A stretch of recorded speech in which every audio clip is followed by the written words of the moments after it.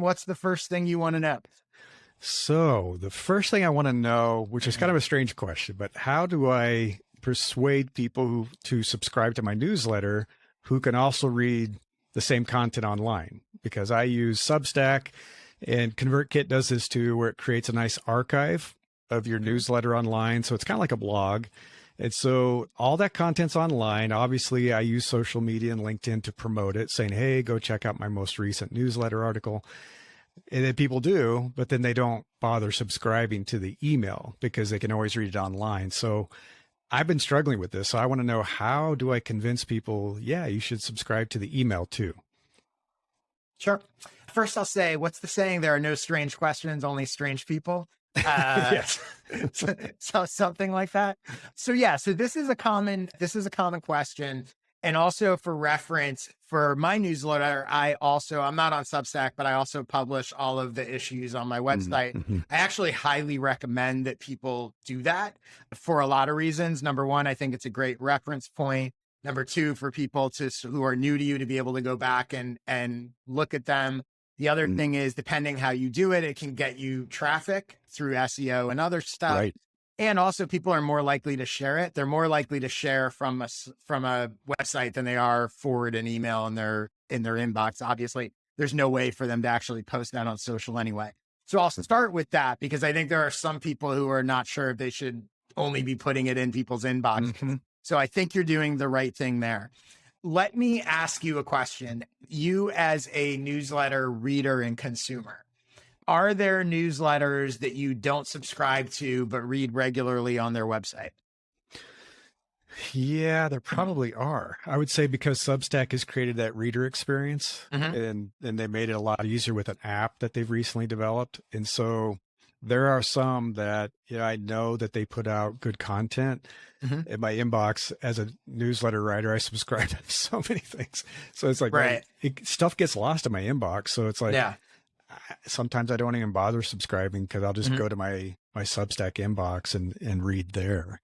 So there are a few. Do you go there sporadically, or you go when you happen to see that they shared something, or you're sort of Substack reader? So you're Substack reader, you're not subscribed to it. You're just seeing it in the Substack reader. Yeah. They'll show it in the list, and then you can also see it recommended. Gotcha. And I do follow, we all kind of follow each other on social media too. So they'll say, oh, I just wrote this article about this. And I'll go check it out. And so your concern is that you're going to have subscribers that do what you do.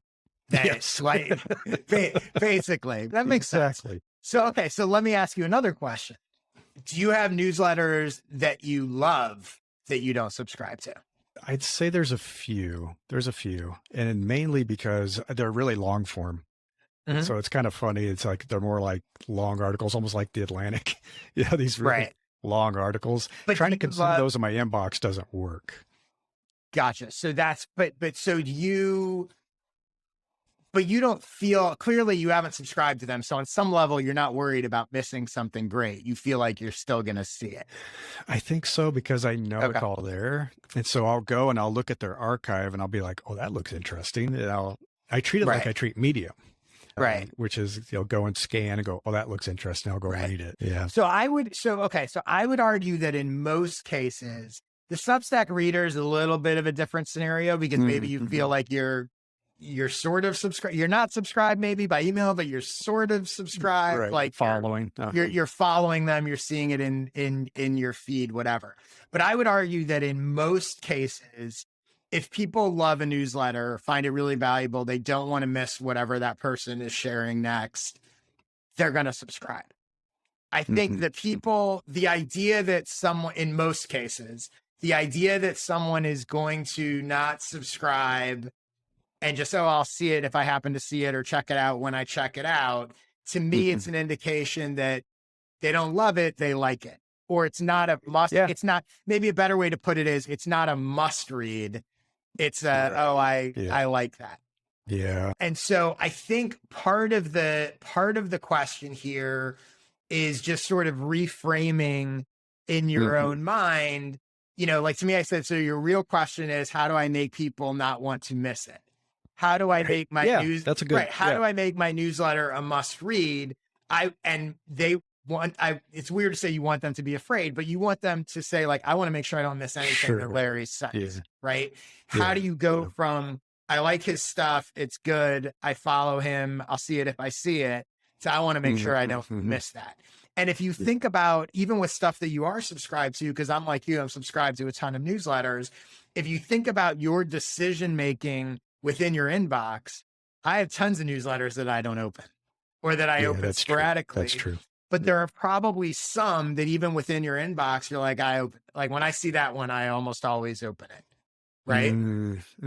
So one of the things that I think people don't think about a lot when it comes to newsletters is they think that it's almost binary, right? That it's like, I want to get someone to subscribe or not.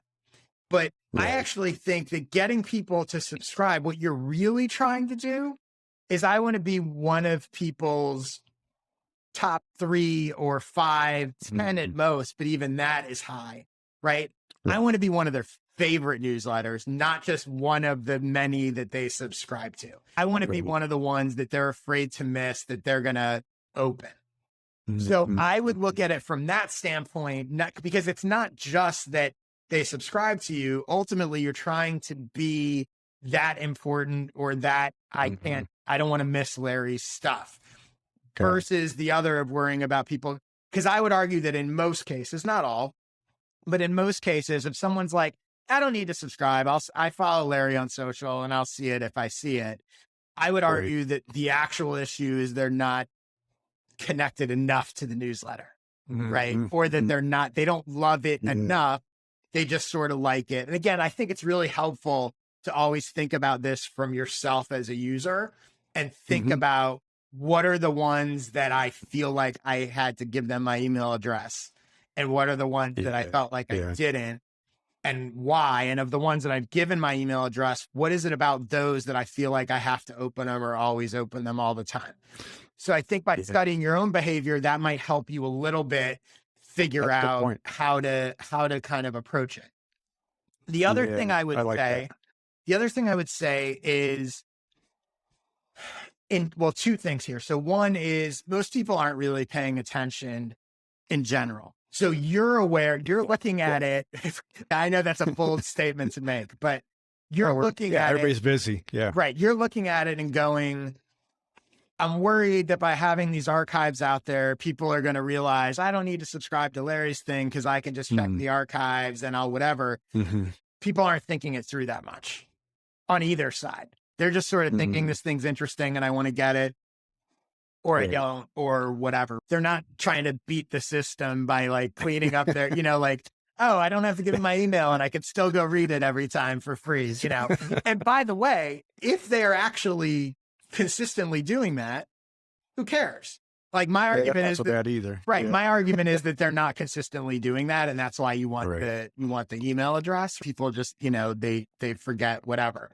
But the other thing I would say is, my guess is, and I don't know everything you're doing to promote, but my guess is, and I think you referenced this actually, one of the, I don't want to call it mistakes, but one of the missed opportunities, I think, is most people promote their newsletter after the issue comes out. So they go, just wrote a new issue. Here it is. Check it out.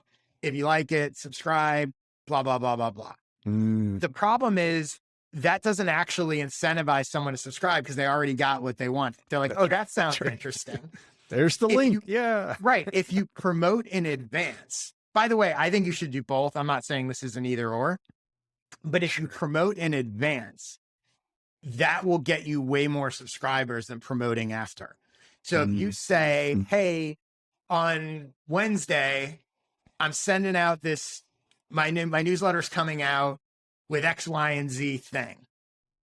Sign up here to make sure you don't miss it. And I would actually, that phrase I think can be helpful.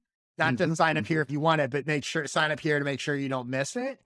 Now there's an incentive for someone to actually give you their email address because they are interested in that and they do want to get that thing and they don't trust themselves to remember on Wednesday that you've put the thing out, or they don't trust the algorithm to show you your tweet when you post it or whatever. So promoting in advance, I highly, highly recommend. If you look at, there's a lot of people that do this really well. I'm seeing more and more of it. Justin Welsh is one of them. I don't know if you follow him on Twitter. He does a great job teasing what's coming in his issue. So I would look at that. And I think I'm going to have to look up, but I think I shared something in my newsletter. I'll find it and we'll add it to the show notes if I'm not making this up. But I think I shared something that had examples from a bunch of people about how they promote their newsletter on social. And those pre-promotion things will make a huge difference for you. I like that. Okay. Cool. That's good. Thank you. Yeah, you're welcome.